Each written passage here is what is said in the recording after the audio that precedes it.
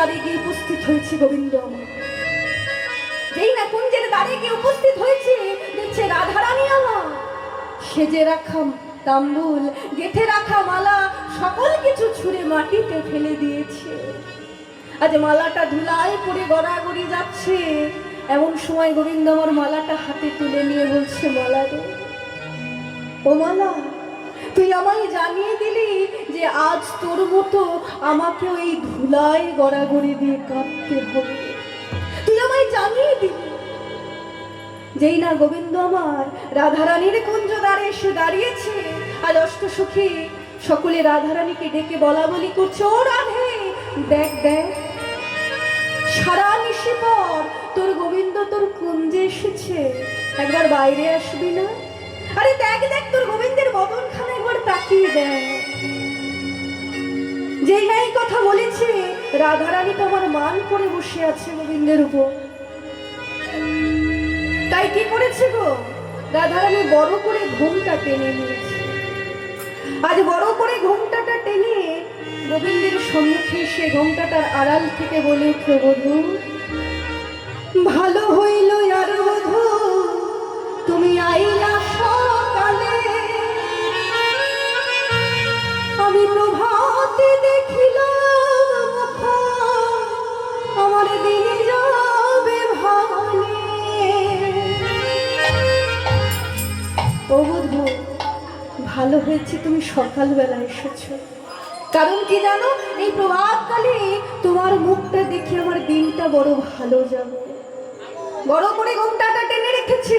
এমন সময় গোবিন্দ বলছে, ও রাধে, তুমি আমার সম্মুখে এমন করে ঘোমটা টেনে রেখেছো কেন? আমি তোমার কাছে নতুন নাকি? আরে খোলো তোমার ঘোমটাটা, খোলো, একবার তোমার মুখটা আমাকে দেখাও।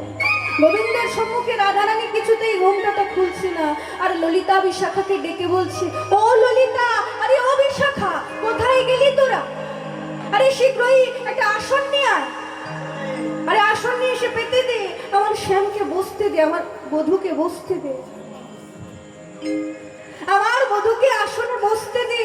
তাই যেই না ললিতা বিশাখা ছুটে গিয়ে আসনটা এনে পেতে দিয়েছে, বাবা গোবিন্দ আমার বসেছে।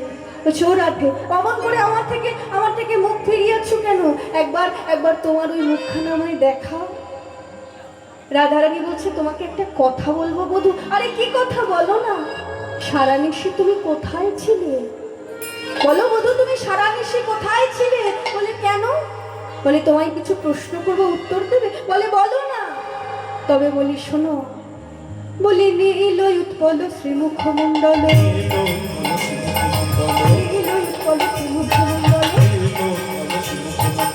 আমর কাহে ভেলা,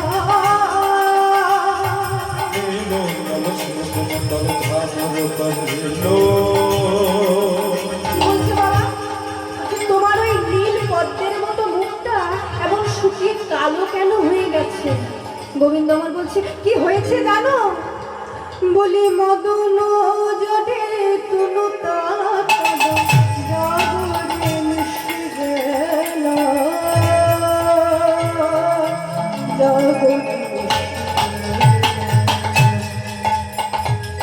কি বলছে? তোমার ওই নীল পদ্মের মতো মুখটা কেন কালো হয়ে গেছে? এদিকে গোবিন্দ বলছে, না মদন জ্বর এসেছিল আমার, কাল রাত্রিতে আমার একটু জ্বর হয়েছিল বধূ, তাই আমি তোমার কাছে আসতে পারিনি। তাই আমার এই নীল পদ্মের মতো মুখটা এমন শুকিয়ে কালো হয়ে গেছে, তাই বুঝি? তবে আর একটা প্রশ্ন করি, বলো বলো, কি প্রশ্ন? কি প্রশ্ন জানো? নখ নির্ক্ষত ক্ষত বক্ষসী, নির্গত ক্ষত বক্ষসী, নির্ক্ষত ক্ষত বক্ষসী, নখ নির্গত ক্ষত বক্ষসী, কোন নারী, নখ নির্গত ক্ষত বক্ষসী, নখ নির্গত ক্ষত বক্ষসী, কোন নারী। ও বধূ, তোমার এই বক্ষ মাঝে এমন নখের দাগ, আঁচড়ের দাগ কোথা থেকে এলো? যেই না এই কথা বলেছে, বলছে না না বধূ, এ তুমি কি বলছো রাধে? আমার বক্ষে নারীর নখের দাগ আসবে কোথা থেকে? তবে এমন নখের দাগ হলো কি করে? বলে ওটা নখের দাগ নয় গো, তবে কিসের দাগ? কণ্টকে তনু ক্ষত বিক্ষত, কণ্টকে তনু ক্ষত বিক্ষত, কণ্টকে অন্তকে তনু ক্ষত বিক্ষত তোহে ধরতে ধরে তোহে ধরতে অন্তকে তনু ক্ষত বিক্ষত ওহে ভেদাল ধরি ওহে ভেদাল যেই না বলেছে তোমার কক্ষ মাঝে এমন নখের দাগ কি করে এলো, গোবিন্দ বলছে না না এটা নখের দাগ হবে কেন, আমি তোমাকে কাল রাত্রিতে যখন তোমার কাছে আসবো বলে বেরিয়েছি না রাধে, কি হয়েছে জানো, আমি তোমাকে খুঁজতে খুঁজতে অন্ধকারে পথ না চিনতে পেরে একটা কাঁটার ঝোপের মাঝে ঢুকে গিয়েছিলাম, আর যেই না কাঁটার ঝোপের মাঝে ঢুকে গেছি ওই কাঁটা লেগে আমার সর্বাঙ্গে এমন ক্ষত হয়েছে, তাই বুঝি তোমার বক্ষ মাঝে কাঁটার দাগ লেগেছে। ওরে সখী দেখ দেখ আমার বধুর অবস্থাটা দেখ, বেশ তাও নয় মেনে নিলাম। আচ্ছা বধু বলো তো দেখি, সিন্দুর কাহে অলকাপুরে সিন্দুর কাহে অলকাপুরে সিন্দুর কাহে অলকাপুরে সিন্দুর কাহে অলকাপুরে চন্দন কাহে বেলা সিন্দুর কাহে অলকাপুরে সিন্দুর কাহে অলকাপুরে চন্দন কাহে বেলা। তোমার মাথার এই সিঁদুর কোথা থেকে এলো, তোমার মাথায় এমন চন্দনের তিলক মুছে কে সিঁদুর পরিয়ে দিল, কে পরিয়েছে, না না কেউ পরায়নি, তবে কোথা থেকে এলো, কোথা থেকে জানো, গিরি গোবর্ধনে গৌরী কুসুমী, আজি গিরি গোবর্ধনে গৌরী কুসুমী তোরে গৌরী পুজিতে আজি গিরি গোবর্ধনে গৌরী কুসুমী তোরে ধরতে ধরে তোরে ধরতে ধরে। বলছে মাথায় এমন সিঁদুরের ফোঁটা কোথা থেকে এলো, সিঁদুরের দাগ, বলছে কি হয়েছে জানো, একটার পর একটা মিথ্যা কথা বলছে, একটার পর একটা মিথ্যা কথা বলছে, মাগো কি না চন্দনের ফোঁটা মুছে কেমন করে সিঁদুরের দাগ এলো, বলছে কাল রাত্রিতে তোমার কাছে যখন আসছি ওই গিরি গোবর্ধনের পাশ থেকে আসছিলাম তখন মা গৌরী পূজা হচ্ছিল গিরি গোবর্ধনে, তাই কি করেছি মা গৌরীকে প্রণাম করবো বলে যেই না মাথাটা ঠুকেছি মায়ের চরণে, দেখলাম মায়ের চরণে সিঁদুর প্রসাদী সিঁদুর পড়ে রয়েছে, আর প্রণাম করতে গিয়ে সেই প্রসাদী সিঁদুর আমার মাথায় লেগে গেছে। একটার পর একটা মিথ্যা কথা বলছে, বেশ তাও নয় মেনে নিলাম। আচ্ছা বধূ এই তোমার এই হলুদ শাড়ির বদলে এমন নীল শাড়িকে পরিয়ে দিল, হ্যাঁ তুমি তো সদা সর্বদা হলুদ কাপড় পরো, তোমার সেই হলুদ কাপড়টা ছেড়ে এমন নীল শাড়ি তোমায় কে পরিয়ে দিয়েছে, বলছে কি হয়েছে জানো রাধে, কাল রাত্রিতে আমি দাদা বলরামের সঙ্গে ঘুমিয়েছিলাম, তো তাতে কি হয়েছে, তাতে কি হয়েছে, দাদা বলরামের সঙ্গে ঘুমিয়েছিলে তো, বলে তুমি জানো না দাদা বলাই আমার নীল শাড়ি পরে আর আমি হলুদ কাপড় পরি, তাই কি হয়েছে দাদার সঙ্গে কাপড়টা বদলা বদলি হয়ে গেছে। যেই না এই কথা বলেছে রাধারানী বলছে ও ললিতা, আরে ও বিশাখা দেখ দেখ বধূ আমার বলে কি দেখ, কি বলে শোন, বলে এতদিন পরে জানতে পারলাম বলাই দাদা শাড়ি পরে, বলাই দাদা শাড়ি পরে বলাই দাদা শাড়ি পরে, বলাই দাদা শাড়ি পরে, আজি হতে জানা গেল বলাই দাদা শাড়ি পরে, আজি হতে জানা গেল বলাই দাদা শাড়ি পরে, বলাই দাদা শাড়ি পরে। বলাই দাদা শাড়ি পরে। ওমা, বলাই দাদা তো পুরুষ মানুষ, সে মেয়েদের শাড়ি কেন পরবে গো, সে পরলে হলুদ কাপড় পরে, ধুতি কাপড় পরে, সে নীল ধুতি কাপড় পরে, সে মেয়েদের শাড়ি পরবে, একটার পর একটা প্রশ্নে ভগবান আমার পরাজিত হয়ে যাচ্ছে। রাধারানী বলছে বধূ আমি এই শেষ প্রশ্ন তোমায় করব, তুমি যদি সঠিক উত্তর দিতে পারো তাহলে আমি মেনে নেব তুমি সর্বকালের জয়ী, আর তুমি যদি আমার শেষ প্রশ্নের সঠিক উত্তর দিতে না পারো তবে তোমাকে আমার সম্মুখে চিরকাল পরাজয় স্বীকার করে দিতে হবে। বলো রাধে কি প্রশ্ন, তোমার এই দুই গালে এমন কালির দাগ কোথা থেকে এলো, অঞ্জন কাহে গণ্ডস্থলে, অঞ্জন কাহে গণ্ডস্থলে অঞ্জন কাহে গণ্ডস্থলে, অঞ্জন কাহে গণ্ডস্থলে বিখণ্ডন অধরে, অঞ্জন কাহে গণ্ডস্থলে বিখণ্ডন অধরে, আজি উত্তর পথে উত্তর দিতে, উত্তরপথে উত্তরদিকে উত্তর পথে উত্তর দিকে উত্তরপথে উত্তরদিকে পরাজিত শশীর ঘরে পরাজিত।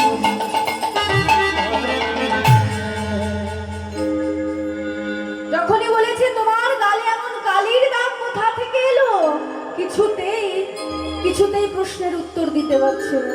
কোথা থেকে কালি মেখেছে কি করে বলবে যে চন্দ্রাবলী আমার দুই গালে ভালো করে কালি মাখিয়ে দিয়েছে, এই কথা তো বলতে পারছে না। তাই বলছে বধূ তুমি আমার কাছে হেরে গেছো বধূ, তুমি মিথ্যা কথা বলতে বলতে ভুলে গেছো তুমি কার সম্মুখে দাঁড়িয়ে আছো।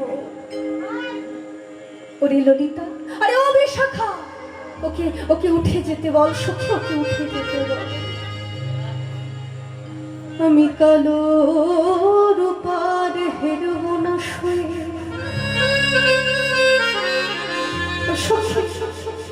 আমার কালাই হলো কাল, আমি যাব না কালিন্দির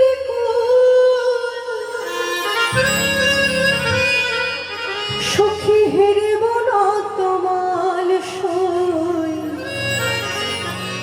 আমি কালো রূপার হেরব না সই, আমার নয়ন হতে কালো রূপে সখী কাজল মুছে দে, এই নীলাম্বরে ছেড়ে আমায় রঙ বসন দে, আমায় যোগিনী সাজে দে, পাছে কৃষ্ণ বলে ভ্রম হয়, আমি হেরব না আর কৃষ্ণকে শোনাই, আমি কালো রূপার হেরব না শুনে। আজ গোবিন্দের প্রতি অভিমান, আমি ওই কালো রূপার দেখতে চাই না সখী, তাই বলি উঠে যেতে বলবো, উঠে যেতে বলবো, বলবো যেতে বলবো উঠে যেতে বলবো, নামে নয় মোর বলবো আর তুমি নাই মোর উঠে যেতে বলবো, নামে নয় মোর উঠে যেতে বলবো আর তুমি নাই মোর তুমি কইলেন ফুলের বাহির নাচইয়া ভুরু, তুমি কইলেন ফুলের বাহির নাচাইয়া ভরে তুমি কইলেন ফুলের বাহির নাচইয়া ভুরু, তুমি কইলেন ফুলের বাহির নাচাইয়া ভরে উনি নাটের গুরু রে, উনি নাটের গুরু, নাটের গুরু রে তুমি নাটের গুরু উনি নাটের গুরু রে, উনি নাটের গুরু, তুমি নাটের গুরু রে তুমি নাটের গুরু উনি কইলেন ফুলের বাহির নাচইয়া ভুরু, তুমি কইলেন ফুলের বাহির নাচাইয়া ভরে উনি কইলেন ফুলের বাহির নাচইয়া ভুরু। তুমি কইলেন ফুলের বাহির নাচাইয়া ভরে যখন উহার কেউ ছিল না, ও ললিতা আরে ও বিশাখা, যখন উহার কেউ ছিল না, ছিল আমার সনেকা, যখন আর কেউ ছিল না ছিল আমার সঙ্গীতা সখী যখন উহার কেউ ছিল না, ছিল আমার সনেকা, সখী যখন উহার কেউ ছিল না ছিল আমার সঙ্গীতা এখন উহার সব হয়েছে আমরা পেলাম না, এখন উহার সব হয়েছে আমরা হলাম না। এখন উহার সব হয়েছে আমরা পেলাম না, এখন উহার সব হয়েছে আমরা পেলাম না যেখানেতে বসে আছে ও সখী একটা ঝোড়ার কোদাল নিয়ে আসে ঘই, ও যেখানে বসে আছে তুলে ফেলে মাটি, যেখানে বসে আছে তুলে ফেলো মাটি ও যেখানে বসে আছে তুলে ফেলে মাটি, ও যেখানে বসে আছে তুলে ফেলো মাটি ওই এখনই উঠে গেলে দেবো ছড়া ঘাটি, ওই এখনই উঠে গেলে দেব ছড়া বলে ওই এখনই উঠে গেলে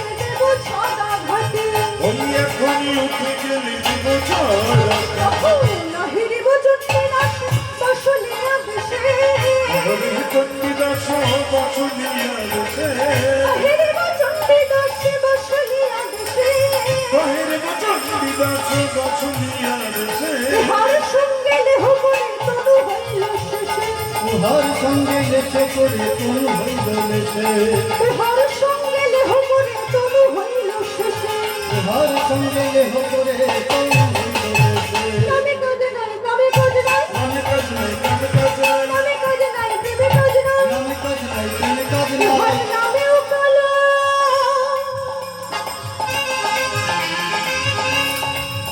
সখী প্রেমেও কালো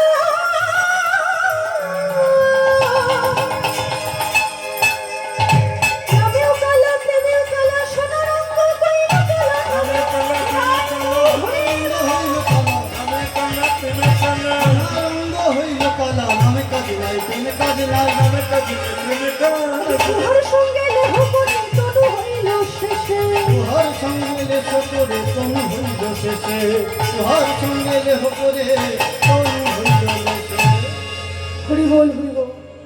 রাধারানী আমার এতটাই ক্রোধিত হয়ে গেছে মগো যে বলছে ও যেখানে বসে আছে ওখানের মাটিটা তুলে ফেলে দে সখী, কারণ ও যেখানে বসে আছে সেখানের মাটিটাও অপবিত্র হয়ে গেছে।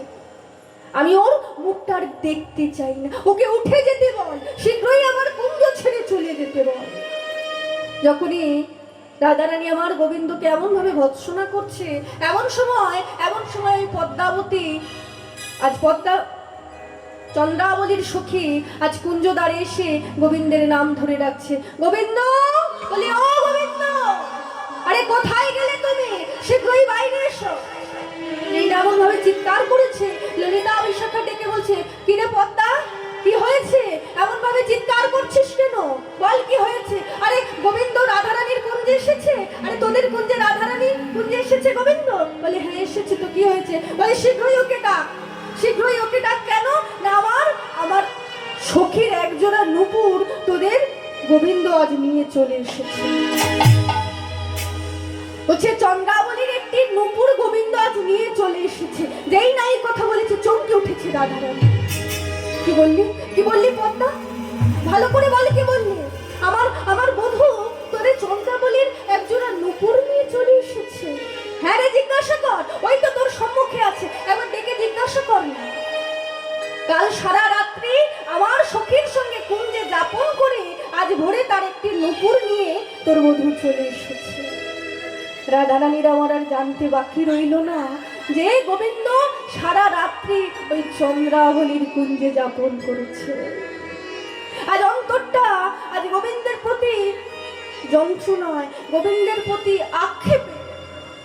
ওহে বধূ, তুমি আমাকে কুঞ্জ সাজাতে বলে ওই চন্দ্রাবলীর কুঞ্জে যাপন করলে। দাও আমার সখীর নুপুরটা ফিরিয়ে দাও গোবিন্দ, আমার চন্দ্রাবলী বসে আছে, দাও নুপুরটা ফিরিয়ে দাও। রাধারানী বলছে, ও সখী বল না রে পদ্মা, তোর সখী কটা নুপুর হারিয়েছে তুই একবার আমায় বল। আমি বিশ্বভানু রাজার মেয়ে, আমি তোকে কথা দিচ্ছি, তোর যতগুলো নুপুর হারিয়েছে তোর সখীর আমি সব নুপুর ফিরিয়ে দেব, কিন্তু তোর ওই মুখটা তুই একটু বন্ধ কর পদ্মা, আমি সহ্য করতে পারছি না।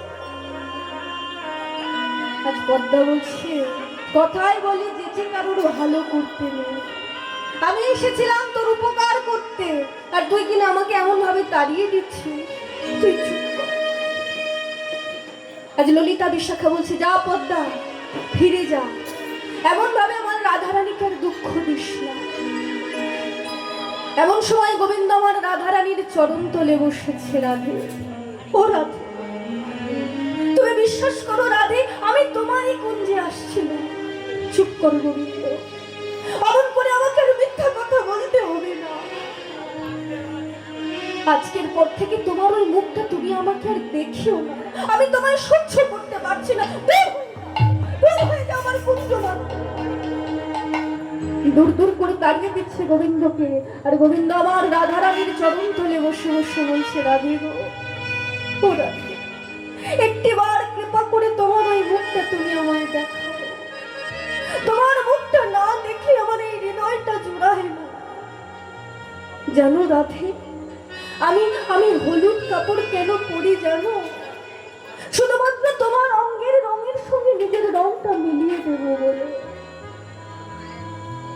প্রেমময়ী, তুমি একবার হাসলে আমার হৃদয়ের সকল অন্ধকার মুছে যায়।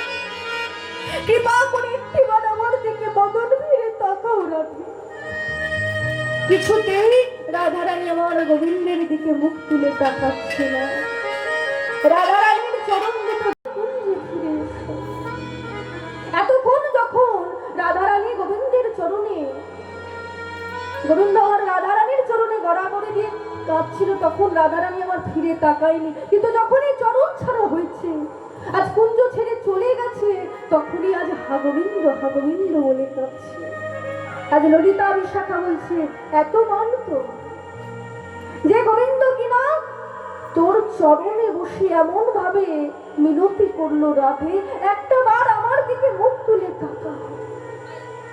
যে চরণ পাওয়ার আশায় কত যোগী মনি ধ্যানী যুগ যুগ ধরে সাধনা করে বসে আছে, সেই গোবিন্দ কিনা তোর চরণে নিজেকে সঁপে দিল, তবু কিনা তুই একটিবার গোবিন্দের দিকে ফিরে তাকালি না।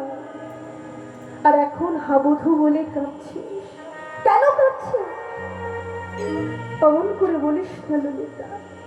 তুই তো জানিস যে আমি আমার বধূকে বিনা একটি মুহূর্ত থাকতে পারি না, তবে অমন ভাবে কষ্ট দিলি কেন?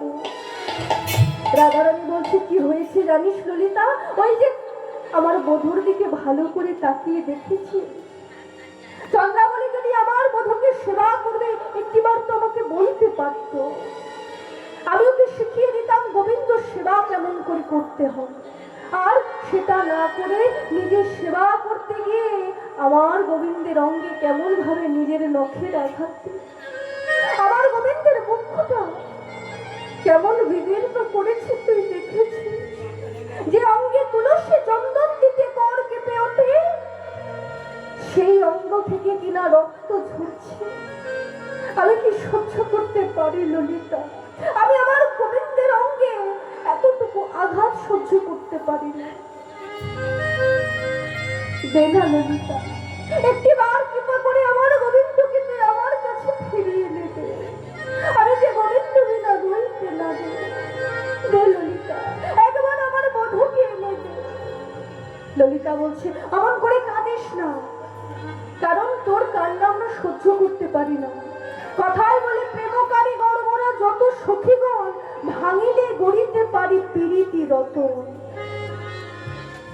হরি বল, ভাঙিলে গড়িতে পারি প্রীতি রতন।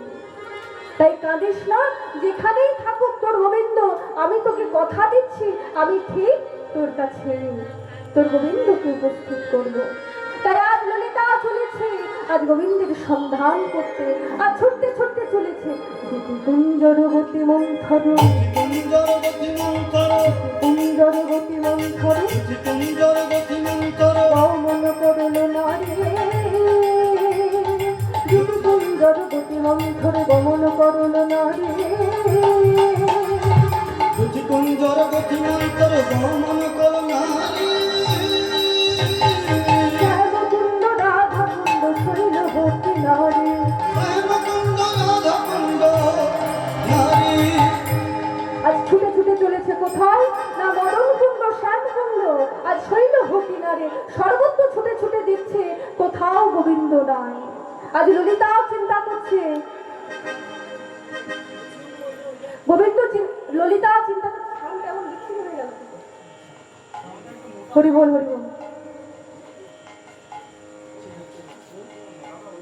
হরি বল। আজ চিন্তা করছে গোবিন্দ কোথায়? রাধা কুণ্ডের তীরে, শ্যাম কুণ্ডের তীরে সর্বত্র ঘুরে বেড়াচ্ছে, কোথায় গোষ্ঠগোচারণের মাঠে কোথাও গোবিন্দ নাই। সেখানে সবাই আছে, বলাই দাদা আছে, সকল সখাগণ আছে, কিন্তু গোবিন্দ কোথায়? কোথাও খুঁজে পাচ্ছি না। তাই ললিতা চিন্তা করছে, কোথায় গেল? মনের দুঃখে গোবিন্দ আবার কিছু করলো না তো? আজ রাধা চরণ থেকে বিতাড়িত হয়ে এসে গোবিন্দ কিছু করলো না তো? এই চিন্তা করতে করতে হঠাৎ করে রাধা কুণ্ডের তীরে যেই না গিয়ে দাঁড়িয়েছে, দেখছে রাধা কুণ্ডের তীরে এক অন্ধ মুনি বসে ধ্যান করছে। যেই না অন্ধ মুনি ধ্যান করা অবস্থায় দেখেছে, ললিতা জিজ্ঞাসা করছে, কে তুমি? বলছে, আমি ললিতা। আরে তুমি এখানে এসেছো কেন? বলে, বলতে পারো গোবিন্দ এখানে এসেছিল কিনা? কে গোবিন্দ? হ্যাঁ, আরে কৃষ্ণ কৃষ্ণ এখানে এসেছিল বলে কে কৃষ্ণ? ওই রাধা চরণে অপরাধী কৃষ্ণ বলে এসেছিল, বলে এসেছিল তো আমি দূর দূর করে তাড়িয়ে দিয়েছি। কেন তাড়িয়ে দিয়েছো? গোবিন্দ যখন ওই রাধা কুণ্ডের তীরে গিয়ে দাঁড়িয়েছে, অমনি আজ অন্ধমণি যে নয়নে দেখতে পাই না, সে বলছে কে এসেছো? বলছে আমি কৃষ্ণ। বলে তুমি রাধা কুণ্ডের তীরে এসেছো কেন? তুমি রাধা কুণ্ডের তীরে এসেছো কেন? বলছে আমি রাধা রানীর চরণ থেকে বিতাড়িত হয়ে রাধা কুণ্ডের তীরে এসেছি। যেই নেই কথা বলেছে, আজ অন্ধমণি পিছন ঘুরে দাঁড়িয়েছে, ভগবানের দিকে নিজের পিছন করে দাঁড়িয়েছে। বলে কি হে মনিবর, তুমি আমার দিকে এমন করে পিছন ঘুরে দাঁড়ালে কেন? বলে তোমার দিকে যদি আমি মুখ ফিরিয়ে তাকাই, আমি যদি তোমার বদনটা দেখতে পাই, তোমার মুখটা দেখে ফেলি। ভগবান বলছে তুমি তো চোখে দেখতে পাও না, তুমি আমার মুখ দেখবে কেমন করে? কথায় বলে কৃষ্ণ কৃপার গুণে কি না হয়। যদি তোমার কৃপার গুণে আমি তোমার বদন দেখে ফেলি, বলে আমার বদন দেখলে কি হবে? বলে তুমি না রাধা চরণে অপরাধী, তুমি সেই রাধা চরণে অপরাধী কৃষ্ণ, আর আমি কিনা তোমার মুখ দর্শন করবো? যাও দূর হয়ে যাও। তাই রাধা কুণ্ডের তীরেও ঠাঁই হয়নি গোবিন্দের, দূর দূর করে তাড়িয়ে দিয়েছে। তাই গোবিন্দ তাড়িয়ে দিয়েছে। আজ ললিতা চিন্তা করছে কোথায় গেল গোবিন্দ, কোথাও তো দেখতে পাচ্ছি না। এই কথা চিন্তা করতে করতে আজ যমুনার তীরে এসে দাঁড়িয়েছে। আর যমুনার তীরে এসে দাঁড়িয়ে দেখছে গোবিন্দ আমার বালুকণার উপরে রাধা নাম লিখে, সেই রাধা নামের উপরে গড়াগড়ি দিয়ে হারাধে হারাধে বলে পড়ছে। এমন সময় ললিতা বলছে বাবা গোবিন্দ, তোমার এত দুঃখের মাঝেও তুমি রাধা নাম করতে ভুলোনি। রাধা নামের তোমার চরণ ছাড়া পড়েছে তো কি হয়েছে? রাধা নামের উপরে তুমি গড়াগড়ি দিয়ে কাঁদছো। বলছি যেমন তেমন প্রকারে রাধারানীর সঙ্গে তোমাকে মিলন করিয়ে দিতেই হবে। রাধারানী বলেছে যেন তেন প্রকারে আমার বধূকে তুই আমার কাছে নিয়ে আসবি, কিন্তু দেখিস আমার মানটা যেন বজায় থাকে, বলবি না আমি তোকে আনতে পাঠিয়েছি তাকে। এই কথা বলেই রাধারানী পাঠিয়েছে গোবিন্দকে। তাই কি করেছে গো, আজ বড় করে ঘোমটাটা টেনে ললিতা সখী চলেছে গোবিন্দের সম্মুখ দিয়ে নুপুর বাজাতে বাজাতে। আর যেই না দেখতে পেয়েছে গোবিন্দ, অমনি দেখবো ও ললিতা, আরে ললিতা, আরে শোনো শোনো। আরে কি হয়েছে, অমন করে ডাকছো কেন? হ্যাঁ পিছু ডাকছো কেন? বলে তুমি এই যমুনার তটে কেন এসেছো গো? কেন এসেছি তোমাকে কৈফিয়ত দিতে হবে, আমি কেন এসেছি? আমি যমুনার তটে আসতে পারি না? বলে হ্যাঁ, কিন্তু বলো না গো, তুমি কি আমাকে খুঁজতে এসেছো? আরে না না, তোমাকে কেন খুঁজতে আসবো? আমি তোমাকে খুঁজতে আসিনি, তবে কেন এসেছো? আজ ললিতা সখী বলছে তুমি ভাবছো কি শ্যাম, আমি তো নিতে এসেছি।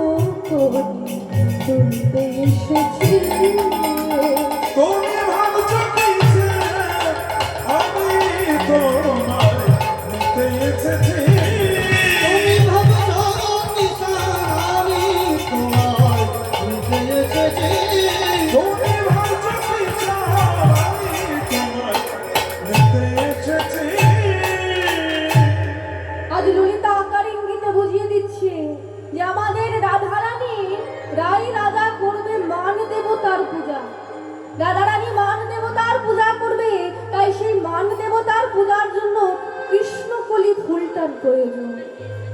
আজ আকার ইঙ্গিতে বুঝিয়ে দিচ্ছ, হে শ্যাম, আমি তোমাকেই নিতে এসেছি। আজ কৃষ্ণকলি ফুল তোলার ছলায় আমি যমুনার তটে এসেছি। বলছে, ও ললিতা, কৃপা করে একটিবার তোমার রাধারানীর সঙ্গে আমায় দেখা করিয়ে দাও। আমি তোমায় কথা দিচ্ছি, এরম ভুল, এমন এমন অপরাধ আমার আর কখনো হবে না। আজ ললিতা বলছে, মনে থাকে যেন গোবিন্দ, কারণ মনে রেখো, আমাদের রাধারানী যদি কখনো কোনো কারণে তোমার প্রতি মান করে, তাহলে সেই মান ভাঙিয়ে দেওয়ার দায়িত্ব তোমার। তোমার প্রতি যদি কখনো কোনো রোষ করে, তবে নিজ গুণে মেনে নিও আপনার দোষ। নিজের দোষটা তুমি রাধারানীর কাছে স্বীকার করে নিও, বেশ তাই হবে। কিন্তু তুমি কৃপা করে একবার আমাকে রাধা চরণটা পাইয়ে দাও। আমি রাধা বিনা রইতে নারী ললিতা। বেশ, শোনো শোনো গোবিন্দ, বলি শোনো। আমি এই আগে আগে গিয়ে রাধারানীকে একটু বোঝানোর চেষ্টা করি, দেখি দেখি তোমার নামে কিছু ভালো কথা বলে রাধারানীকে বোঝানো যায় কিনা। আর তুমি আমার পিছন পিছন এসো, দেখি তোমার জন্য কিছু করতে পারি কিনা। এই বলে ললিতা সখী আমার আগে আগে চলেছে রাধারানীর কাছে, আর গোবিন্দ আমার তার পিছন পিছন যাচ্ছে। কেমন ভাবে আজ মালিনী বেশ ধারণ করেছে গোবিন্দ, রাধারানীর মান ভঞ্জন করবে বলে। আজ নারী রূপ ধারণ করে বড় করে ঘোমটাটা টেনে, হাতে কিছু ফুলের মালা নিয়ে, মাথায় ফুলের ঝোড়া নিয়ে চলেছে ওই বৃন্দাবনের পথ ধরে।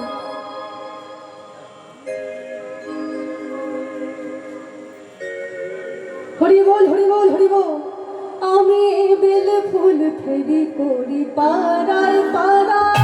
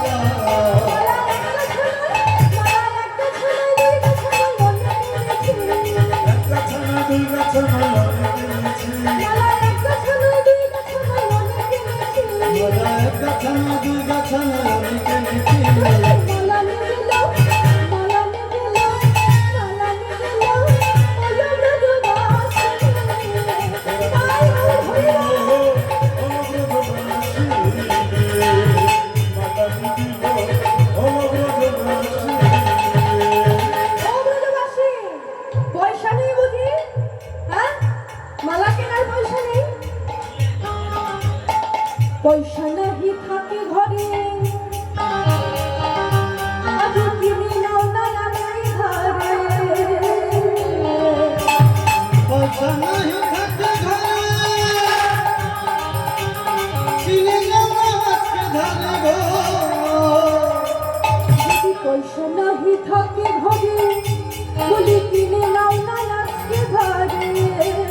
পয়সা নাহি থাকে ঘরে, কিনে নাও না আজকে ধারে।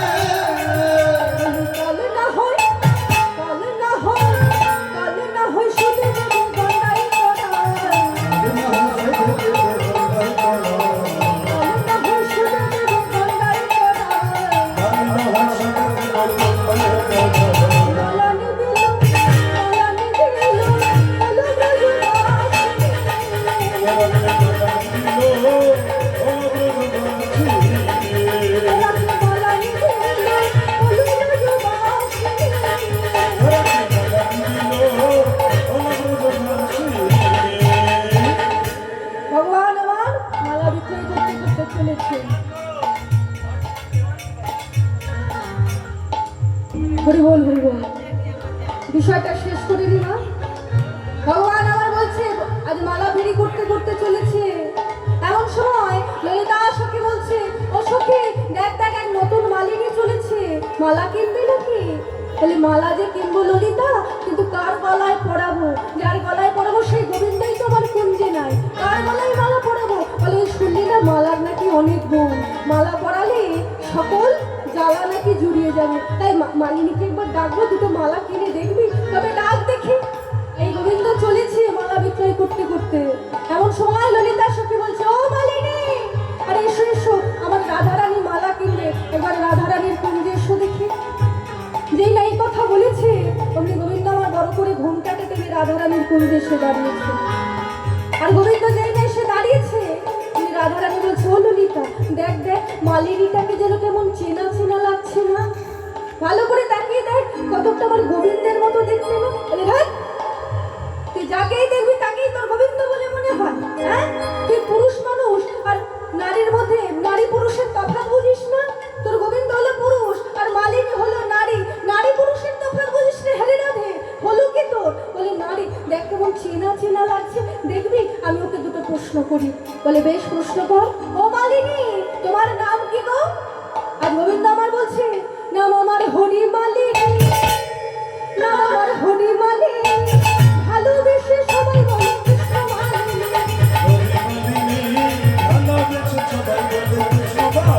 আমার হরি মালিনী, ভালোবেসে সবাই বলে কৃষ্ণ মালিনী।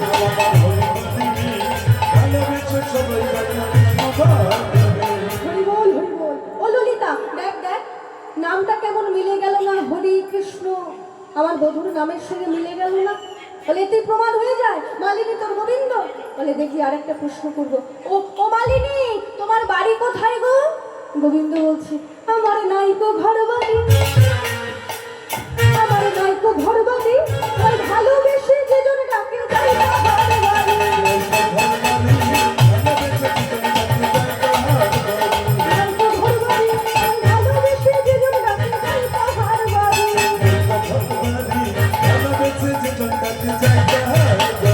মালা নিবে গো, মালা নিবে গো, ওরে গো বাসিনী।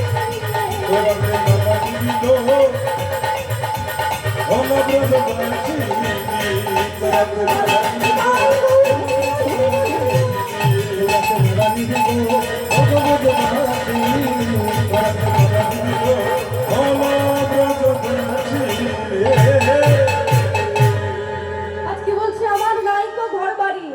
ভগবানের কোনো ঘর বাড়ি আছে? হ্যাঁ, কোথায় থাকে জানেন? গোবিন্দর বাড়িটা কোথায়? ভগবানের বাড়ি কোথায়? বলছে ভালোবেসে আমায় যে ডাকে আমি তার বাড়িতেই চলে যাই, তাই না? কথায় বলে আদরের ধন চিন্তামণি, আদর করে তাকে যে ডাকতে পারবে সে তার ঘরেই চলে যাবে। তাই ভগবান বলছে আমার কোনো ঘর বাড়ি নেই, যে ভালোবেসে আমায় ডাকে আমি তার বাড়িতেই চলে যাই। বলছে তাই তোমার কোনো থাকার জায়গা নেই? বলে হ্যাঁ গো। বলে ও মালিনী তাহলে তোমার দুঃখ আর আমার দুঃখটা কোথাও গিয়ে এক। বলে কেন? বলছে তোমার স্বামী কোথায় গো মালিনী? গোবিন্দ বলছে আমার আবার স্বামী? আজ মনে মনে চিন্তা করছে আমি কিনা জগৎ স্বামী, আমার আবার নাকি স্বামী। হ্যাঁ, যেই না এই কথা বলছে তোমার স্বামী কোথায়? গোবিন্দ বলছে আমার তো স্বামী নাই। কোথায় গেছে? বলে ওই যে কি একটু ঠোকাঠুকি হলো না গো? আর বলে না হাড়ি কলসি থাকলে একসময় একটু ঠোকাঠুকি হয় না? বলো ওই আমার সঙ্গে আমার স্বামীর কি একটু মনের অমিল হলো আর আমাকে ছেড়ে দিয়ে চলে গেল জানো? যেই না এই কথা বলেছে রাধারানী বলছে তোমার দুঃখ আর আমার দুঃখ দুজনের দুঃখই এক। তাই বলি কি মালিনী আজ থেকে তুমি কি আমার সই হবে? কারণ তোমার দুঃখ আমার দুঃখ এক, তাই দুজনের ভালো মনের মিল হবে। তাই বলি কি তুমি আমার সই হবে? গোবিন্দ বলছে না বাপু না, আমি কারোর সই হব না। কেন গো? হও না, তুমি আমার সই হও। দেখো এই এতগুলো সই আছে আমার, তুমি আমার সই হবে? বলে না না, আমি কারোর সঙ্গে সই পাতাই না। কেন না? কারোর সঙ্গে সই পাতালে কারোর সাথে আমার বেশি দিন সম্পর্ক ভালো থাকে না, তাই আমি কারোর সঙ্গে সই সম্পর্ক রাখবো না। যেই না এই কথা বলেছে রাধারানী বলছে শোনো শোনো, কি বলি শোনো মালিনী, আজ পর্যন্ত আমার সঙ্গে কারোর কখনো বিবাদ হয়নি, কোনো সখীর মনোমালিন্য হয়নি। তাই বলি কি তুমি আমার সঙ্গে সই পাতাও, আমি তোমায় কথা দিলাম তোমার সঙ্গে আমার কোনোদিন বিবাদ হবে না। যেই না এই কথা বলেছে গোবিন্দ গোবিন্দ আমার বলছে বেশ, আমি সই পাতাতে পারি, কিন্তু আমার একটু শর্ত আছে। কি শর্ত? বলে এই যে ধরো, তোমাকে যদি কেউ বলে এসে যে আমি আমি বৃন্দাবনেই থাকি, তখন তুমি কি করবে? বলে হ্যাঁ, বৃন্দাবনে থাকো তো কি হয়েছে? বলে কেউ যদি তোমায় বলে যে আমি বৃন্দাবনে থাকি, তখন তুমি কি করবে? বলে আমি তবুও তোমার সই থাকবো, আমি তোমার নামে কোনো কথা সহ্য করবো না। ব্যাস, তাহা নয় হলো। কিন্তু এই ধরো, কেউ যদি তোমাকে এসে বলে যে আমি মালিনী নারী, আমি নারী নয় পুরুষ, তখন তুমি কি করবে? আজ গোবিন্দ বলছে এই যে ধরো, কেউ যদি বলে আমি মালিনী নারী, যদি আমি পুরুষ হয়ে যাই কখনো? বলে ধ্যাৎ, তাই আবার হয় নাকি? বলে হ্যাঁ হয় না, কিন্তু যদি হয়? বলে বৃন্দাবনে কৃষ্ণ কৃপার গুণে কি হয়? বলে ধ্যাৎ, তাই আবার হয় নাকি? নারী কোনোদিনও পুরুষ হয়? বলে হয় না, সে তো আমিও জানি, কিন্তু যদি হয়? আগে কথা দাও, তারপরেও তুমি আমার সই থাকবে। রাধারানী বলছে বেশ, আমি তোমায় কথা দিলাম, তুমি যদিও নারী থেকে পুরুষ হও, তবু তুমি আমার সই, তুমি আমার সই, তুমি আমার সই। যেই না এই কথা বলেছে, গোবিন্দ আর তর সইছে না, অমনি ঘোমটাটা রাধারানীর সম্মুখে খুলে দিয়েছে। আর যেই না ঘোমটাটা রাধারানীর সম্মুখে খুলে দিয়েছে, মাগো, রাধারানী আর লজ্জায় আমার গোবিন্দের দিকে তাকাতে পারছে। আজ কিছুতেই গোবিন্দের দিকে মুখ তুলে তাকাতে পারছে না, আজ মাটির দিকে মুখটা নিচু করে নিয়েছে। বধূ মুখটা নিচের দিকে করে, আচ্ছা, রাধারানী বলছে বধূ, আমি কি তোমায় যাও বলেছি? আমি কি যাও কথা তোমায় বলতে পারি বধূ? তুমি শুধু আমার মুখের কথাটাই শুনলে, আমার অন্তরের কথাটা একবারও শুনলে না। আজ ললিতা বিশাখা বলছে অনেক দেখেছি বাবু, এতক্ষণ অনেক ঝগড়া শুনলাম, অনেক বিবাদ শুনলাম, তো এবারে সকল কিছু ঝগড়া বিবাদ দূরে সরিয়ে রেখে আমরা কি রাধা গোবিন্দের জীবনটা দর্শন করব না? তাই বলি কি ললিতা, ও বিশাখা, আজ রাধারানীকে আমাদের গোবিন্দের বামে নিয়ে গিয়ে দাঁড় করা। আজ আমরা রাধা গোবিন্দের যুগল রূপ দর্শন করব। তাই রাধা গোবিন্দ আজ যুগলে দাঁড়িয়েছে, আর সখী সকল মিলে সেই যুগল রূপ দর্শন করছে। তাই রূপ প্রেমানন্দে হরি বল, হরি বল। তাই সবাই মিলে একটু ধ্বনি দিয়ে হরির ধ্বনি দেবী, তাই গৌর হরি বল। আজ রাধা গোবিন্দের সেই যুগল দর্শন করবে। কালাচা